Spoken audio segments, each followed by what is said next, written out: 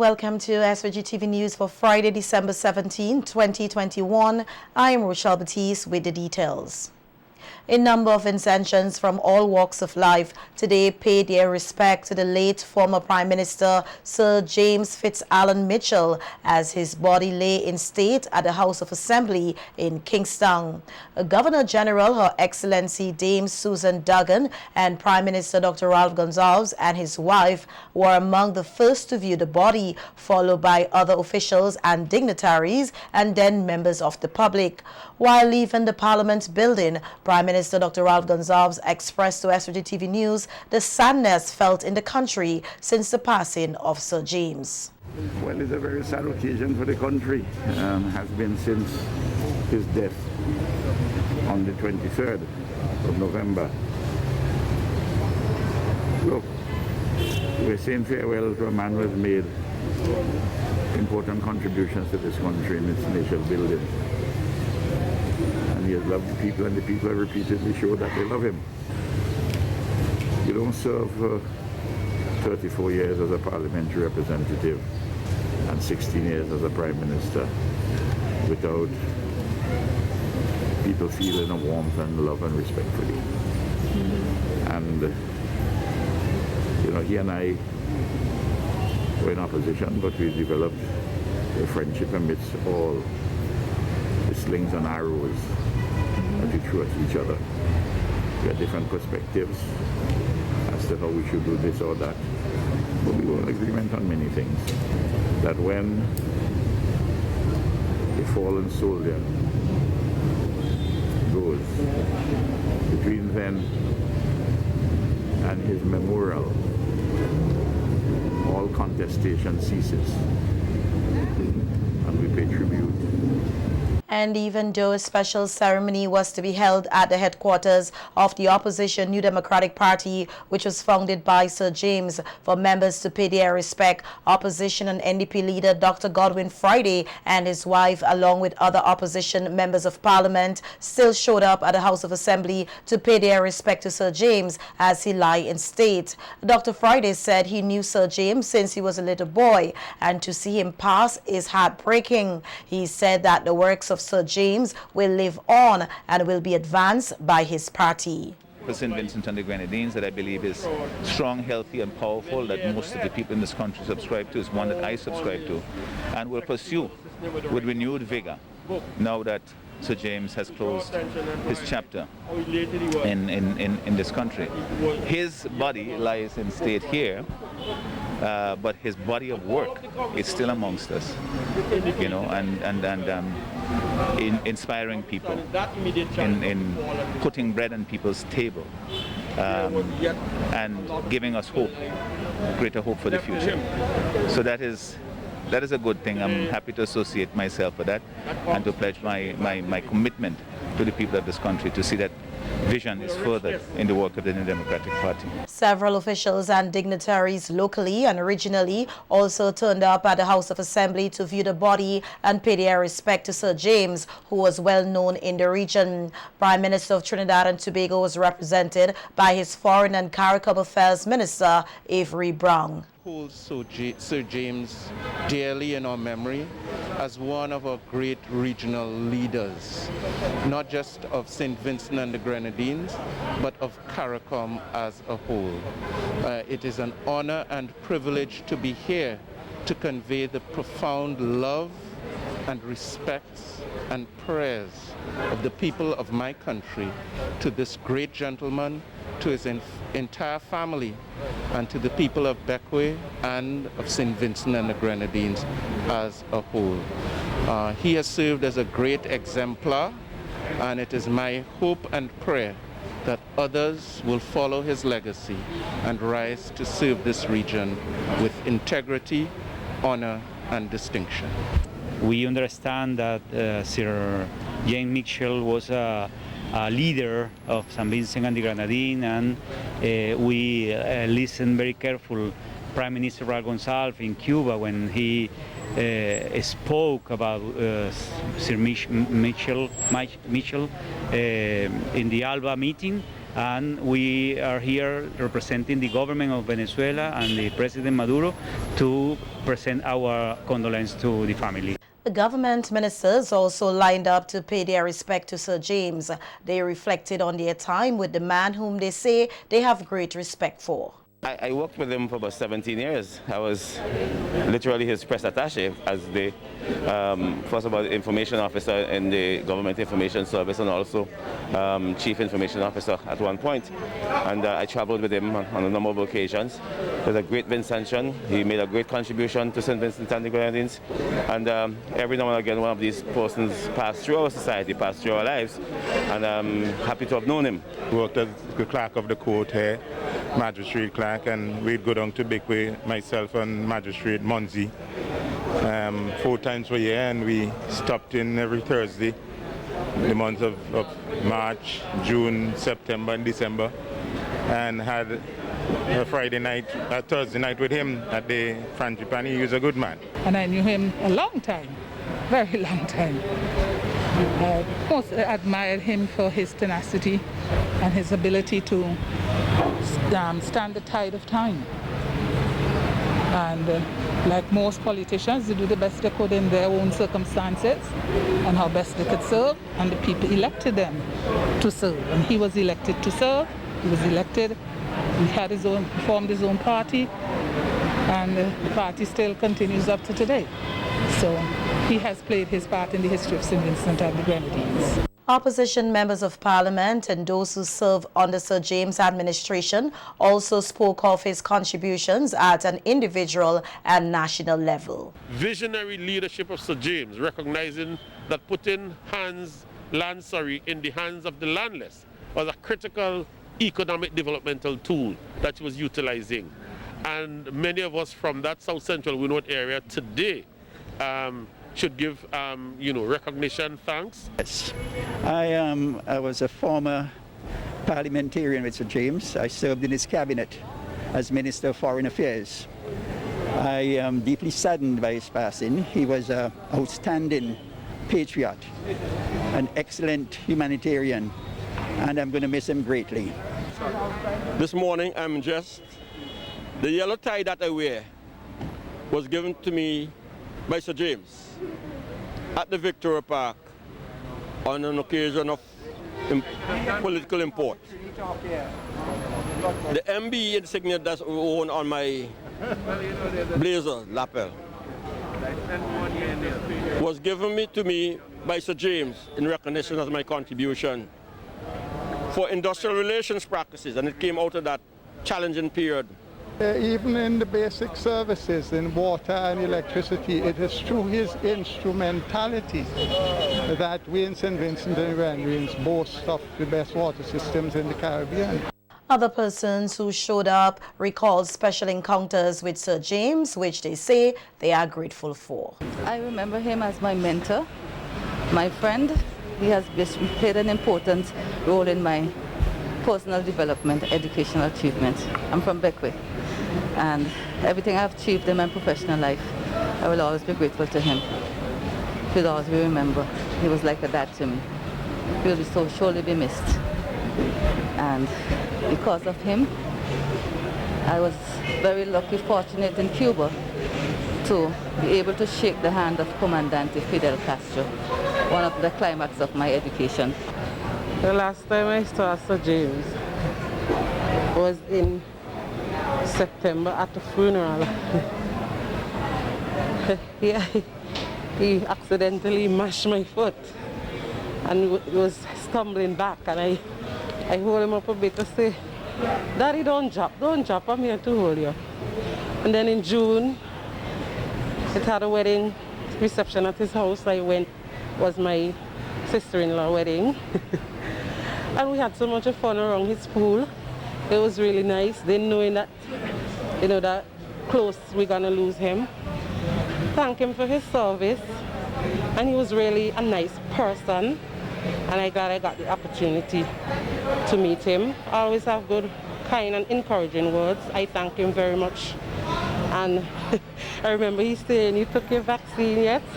And I didn't take it yet, and I went. So, Daddy, I did take my vaccine. There will be 2 funeral services tomorrow, Saturday, December 18, 2021, for Sir James. The first will be held on mainland St. Vincent at the Kingston Methodist Church, according to Anglican rites, from 9 a.m. until 12 noon, after which Sir James' body will be taken to his beloved Beckway in the Grenadines, where the second funeral service will be held from 2:30 p.m. at the St. Mary's Anglican Church. To accommodate a smooth flow of traffic for the funeral on Beckway, the SVG Police Force said the following traffic arrangements will be in effect. Vehicular traffic from Paget Farm, Southside, Public Road, traveling in the direction to Port Elizabeth, and from Port Elizabeth to Paget Farm, Southside, would be prohibited from making a right or left turn in the area of the St. Mary's Anglican Church. Alternatively, traffic will proceed straight ahead and will traverse the main public road on Back Street in both directions after the funeral service in Beckway, which is expected to end at 4:45 p.m. Sir James will be buried at the family cemetery on the island at Mount Pleasant. In light of the COVID-19 pandemic and mass gathering protocols, persons are strongly encouraged to view the proceedings from the comfort of your home. The entire funeral service will be carried live on several platforms, including SVG-TV and SVG-TV Facebook page. 20 new COVID-19 positive cases were reported from 168 samples collected on Monday, December 13, 2021, resulting in a positivity rate of 11.9%. 12 new rapid antigen positive results were also reported on Monday from flu clinics. On Tuesday, December 14th, 9 new positive cases were reported from 153 samples collected, resulting in a positivity rate of 5.9%. 6 new rapid antigen positive results were also reported from flu clinics on Tuesday. On Wednesday, December 15, 6 new positive cases were reported from 130 samples collected, resulting in a positivity rate of 4.6%. 6 new rapid antigen positive results were also reported on Wednesday from flu clinics. There are currently 5 patients admitted for COVID-19 at the Argyle Isolation Facility. 1 patient is fully vaccinated. The other 4 patients are unvaccinated. 9 patients have also been admitted to the COVID-19 ward at the Milton Cater Memorial Hospital. All are said to be unvaccinated. No new deaths were recorded over the reported period. No new recoveries were also noted over the reported period. 570 cases are currently active and 77 persons with COVID-19 have died. 5,758 cases of COVID-19 and 5,111 recoveries have been recorded in St. Vincent and the Grenadines since March 2020. In other news now, President of the SVG Teachers Union, Oswald Robinson, is encouraging all teachers who are dismissed for their failure to take the COVID-19 jab under the statutory rules and order to remain steadfast and have faith in the union. As he said, the battle has just begun. In a message to members and all affected teachers, Robinson said the union's legal team is real close in filing their case against the government's vaccination policy in the High Court. He said that the union has been receiving dismissal letters from some members and is encouraging others who have received a similar letter to do likewise. Continue to show a certain level of contempt for the supreme law of the land and also the public service regulations.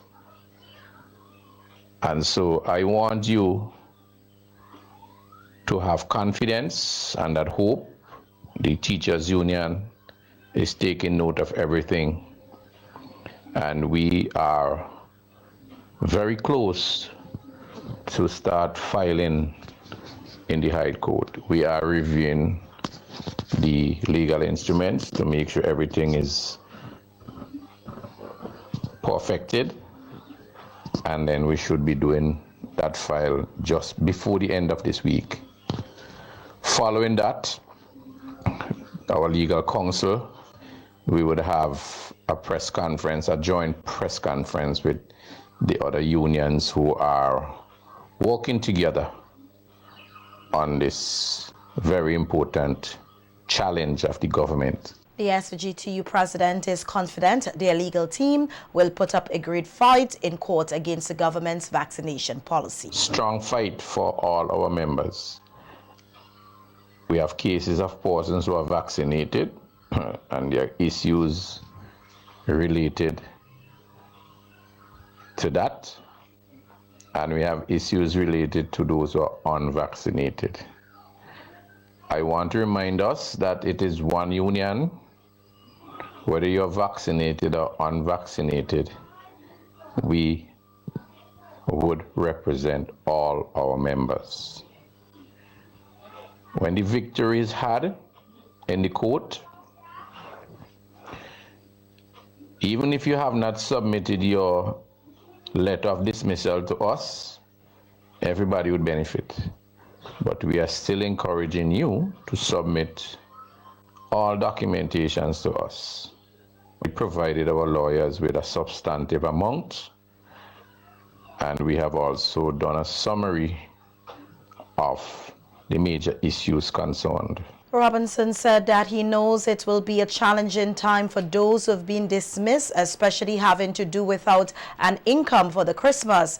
But he said they should hold on to their faith, as the union will continue to advocate for them until the battle is won. In fact, that is why when we wrote the government, we said we want the government to stand liability for any adverse reactions or death as a result of vaccination. And we will continue to pursue that to the highest level. So be assured, I know that some people may not receive any salary this end of the month. Nevertheless, we are filing so that this matter could be expedited, so that we would have a quick resolution, because your lives, your livelihood, those who depend upon you, your financial obligations, those are at stake.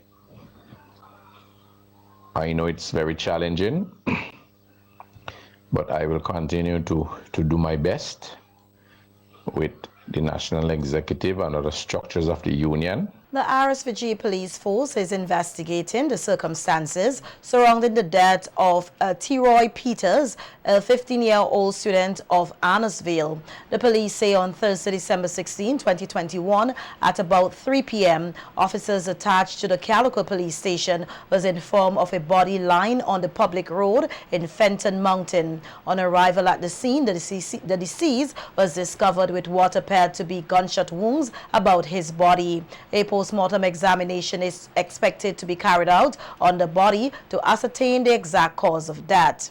An investigation has also been launched into the death of Stanford Johnson, a 55-year-old construction worker of Jamaica, Chumaca.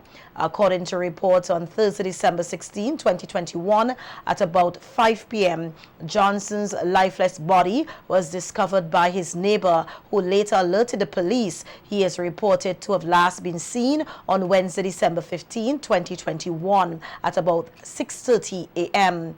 A post-mortem examination is also expected to be carried out on the body to ascertain the exact cause of death. Persons with information that can assist with these investigations are encouraged to contact the Assistant Commissioner of Police in charge of operations at telephone number 1784-4561-339, the officer in charge of the Criminal Investigations Department, CID, at telephone number 1784-4561-810, or the officer in charge of the Grenadines at telephone number 1784-4571-211, or any police station or police officer you are comfortable with. The police say all information received would be treated confidentially. Chairman of the National Nine Mornings Committee, Orandi Bomani Charles, is pleased with the level of participation thus far in the Christmas festival, which is being held under strict COVID-19 protocols. Charles told SVGTV News in a telephone interview today that though the crowd at the new venue at the Victoria Park is much smaller, As it is a fully vaccinated event, persons have been watching the activities on the various social media platforms, and the feedbacks have been good. Areas are pretty much covered. We've been getting good cooperation from our broadcasters, persons who are tuning in on the live and also viewing online. Have been great so far, and those who have come to the Victoria Park are small in numbers, but they've been very participative, and we're appreciative of their support. The artists, performers, the band, they've been carrying the production so far, and we're very grateful. And it's been clean fun, and we're really happy with the standard that we've been able to produce. We're hoping to keep that going forward for the rest of the festival, and even take it to an even higher stage. Charles reminded persons of the protocols which he said must be followed to ensure a safe and successful festival. We are continuing to work with the Ministry of Health in making sure that we observe their protocols that they've been advancing for the season so far. But we've been getting great support from the Royal St. Vincent and the Grenadines Police Force in helping us keep the venue secure. And it's been really living up to its expectation in terms of being a safe space where we can stream the production this year. So, of course, we are encouraging persons who are vaccinated to come to the venue. You can view although it's being streamed live, you can be part of a live audience that's there at the venue once you're vaccinated. For those who are under 18, you don't have to be vaccinated. These are the most recently updated protocols by the Ministry of Health. The chairman of the National 9 Mornings Committee also reminded persons who are lighting up their homes to look out for the judges from Monday, December 20th to Wednesday, December 24th. For the rest of the competitions regarding the communities, the community lighting competition is on. We have several communities participating this year. Some will be turning on their lights over the weekend. The judging begins on Monday, the 20th, for the various zones that would be judged. So judging takes place between the 20th and the 23rd. We've contacted persons to look out for the judges in your respective zones. Those prizes will continue as normal, and we are increasing the private house, best lighted private house, from 1 in every zone to 5 in every zone. So we're giving more Vincentians who are participating in the private house lighting an opportunity to win prizes as well.